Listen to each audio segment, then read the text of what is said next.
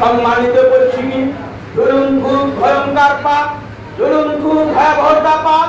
আপনাকে দিয়ে বোঝাই জুলুম কত বড় ভয়ঙ্কর পাপ। জাবের রাদিয়াল্লাহু তাআলা আনহু বলেন, রাসূল সাল্লাল্লাহু আলাইহি সাল্লাম বলেছেন, ইত্তাকুল জুলমা, পৃথিবীর মানুষ তোমরা জুলুম অত্যাচার করা থেকে বেঁচে থাকো। কেন তোমরা বেঁচে থাকবে? ফাইন্নাহু জুলমা জুলমাতুন ইয়াউমাল কিয়ামাহ, নিশ্চয়ই জুলুম অত্যাচার, নিশ্চয়ই জুলুম অত্যাচার ভিতরের মাঝে অন্ধকার হবে। অন্ধকার মানে সেই দিন কোনো সাহায্যকারী থাকবে না, সেই দিন কোনো বন্ধু থাকবে না, সেই দিন আপনার পাশে কেউ থাকবে না, সেই দিন আপনার ভিতরের মাঝে অন্ধকার। এই হলো জুলুম অত্যাচারী ব্যক্তির ভয়াবহতা। কাজেই আপনাকে জুলুম অত্যাচার করা থেকে বেঁচে থাকতে হবে। জুলুম অত্যাচার এত ভয়ঙ্কর পাপ, যার উপর জুলুম করেছেন সে হলো মাজলুম ব্যক্তি। আর মাজলুম ব্যক্তির দোয়া আল্লাহর কাছে ক্ষমা হয়ে যায়, আল্লাহর কাছে গ্রহণযোগ্য হয়ে যায়। সহিহ বুখারী শরীফের হাদিস, রাসূল সাল্লাল্লাহু আলাইহি ওয়াসাল্লাম বলেছেন, পৃথিবীর মানুষ তিন শ্রেণীর মানুষের দোয়া কবুল হয়। তিন প্রকার মানুষের দোয়া কবুল হয়। তার মধ্যে এক প্রকার হলো যে ব্যক্তি মাজলুমের দোয়া কবুল হয়। এবার আসুন মেন হাদিস। আনাস রাদিয়াল্লাহু তাআলা আনহু বলেন, রাসূল সাল্লাল্লাহু আলাইহি ওয়াসাল্লাম বলেছেন,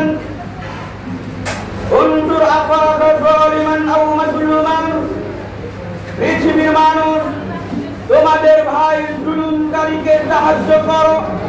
পৃথিবীর মানুষ তোমাদের ভাই মাজলুমকে সাহায্য করো।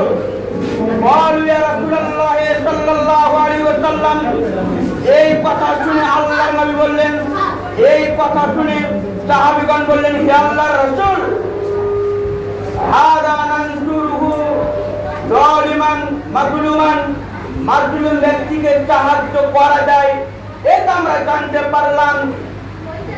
নানজুরহু কাইফা নানজুরহু যালিমান, কিন্তু জালেম ব্যক্তিকে কিভাবে সাহায্য করব?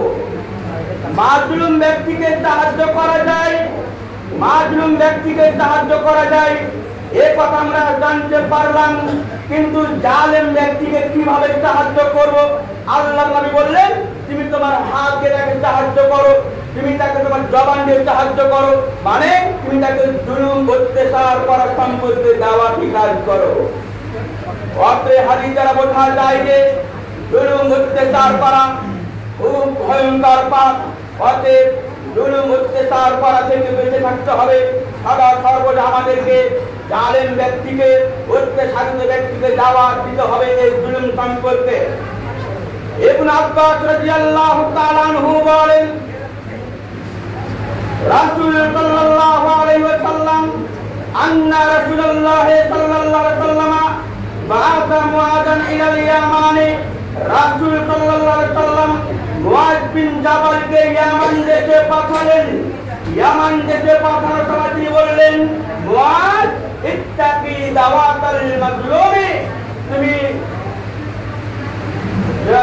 মাজলুমের বদদুয়া থেকে বেঁচে থাকবে, মাজলুমের বদদুয়া থেকে বেঁচে থাকবে।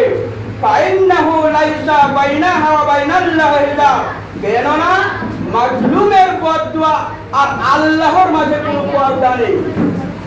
মাজলুমের বদদুয়া আর আল্লাহর মাঝে কোনো পর্দা নেই। তিনি আরো বলেন, ইত্তাকি দাওয়াতাল মাজলুমি, পৃথিবীর মানুষ তোমরা মাজলুমের বদদুয়া থেকে বেঁচে থাকো।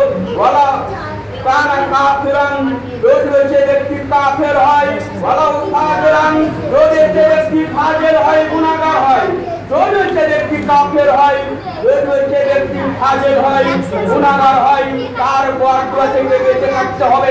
অত্র বিবরণ দ্বারা বোঝা যায় যে মাজলুমের বদদুয়া থেকে আপনাকে বেঁচে থাকতে হবে।